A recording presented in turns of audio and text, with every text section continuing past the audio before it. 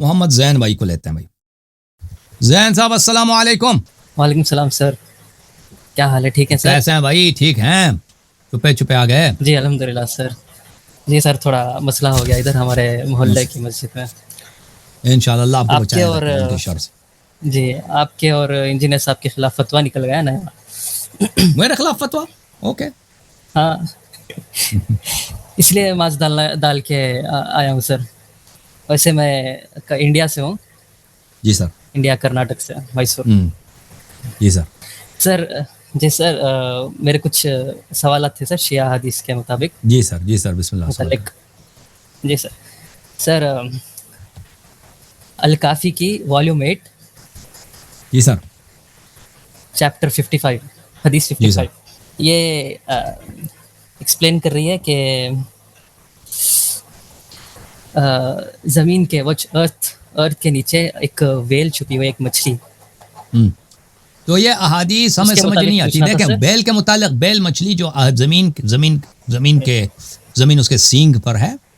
تو پرانے زمانے میں دیکھیں ستاروں کی جو جرمٹیں ہوتی تھیں پرانے زمانے میں, ان کو عرب جو ہے حیوانوں کے نام سے پکارتے تھے. آسمان میں جو ستارے گیلیکسیز ہیں مختلف قسم کے, ان کو عرب ستاروں, کیونکہ عرب جو ہے رات کو بہت سفر کرتے تھے. سمجھ میں آ رہی نا بات آپ کو؟ جی عرب رات کو سفر کرتے تھے صحراؤں میں. دن کو بہت گرمی ہوتی تھی, سفر مشکل ہوتا تھا, بہت شدید گرمی صحرا میں, جیسے آگ برس رہی ہے اس طرح.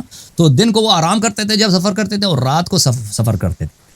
اور رات کو سفر کرتے تھے تو اونٹ پہ بیٹھ کے ان کو ستارے بڑے نظارے ہوتے تھے, ستاروں کو دیکھتے تھے عرب لوگ.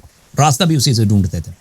اس طرح اپنے شہر گاؤں میں بھی ہوتے تھے, تو وہاں پہ بجلی وغیرہ تو نہیں تھا, تو ہمیشہ چھت پہ بیٹھ گئے یا کمرے سے باہر بیٹھ گئے تو ستارے ان کو نظر آتے تھے. تو یہ ستاروں کے مختلف نام رکھ دیتے.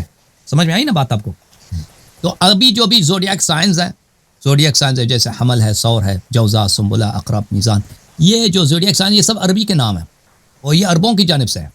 کہ عربوں نے مثلا زوڈیاک سائنس ایک مہینہ ہے اس کا نام رکھا مثلا شیپ کے نام سے, ایک کا نام رکھا ہے بیل کے نام سے.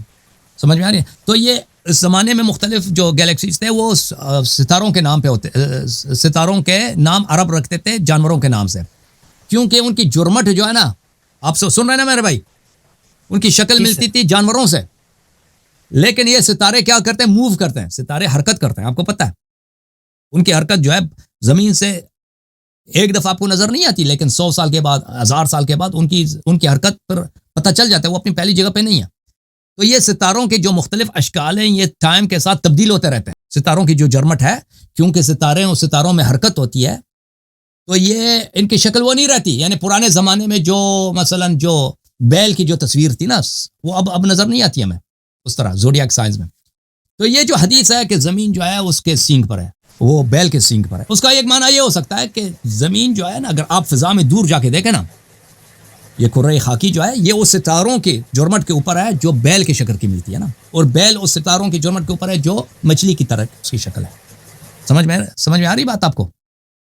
ایک معنی اس کا یہ ہو سکتا ہے. وہ سن رہا ہے زین بھائی؟ نہیں سن رہا ہے, یہ بات ہی نہیں کر رہا زین بھائی. اچھا سمجھ آ رہی ہے زین بھائی میں نے جو بولا ہے؟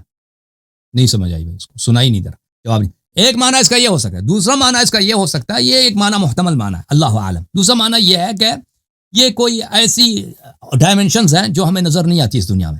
ایسے ڈائمنشنز ہیں کہ وہ دوسری ڈائمنشنزوں میں ایسے مخلوقات ہیں یا ایسے ستارے ہیں جن کی شکل ملتے ہیں بیل سے یا گائے سے یا مچھلی سے.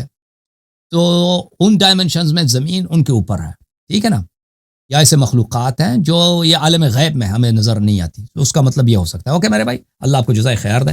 آپ بالکل گفتگو میں پارٹیسپیٹ نہیں کر رہے, میں آپ سے کہتا ہوں آپ کو سمجھ آئی نہیں ہے, آپ جواب نہیں دیتے, ٹھیک ہے نا. یہ کیا ہو گیا بھائی؟ اوکے اب چلتے ہیں بھائی اپنے مولوی صاحب کے پاس.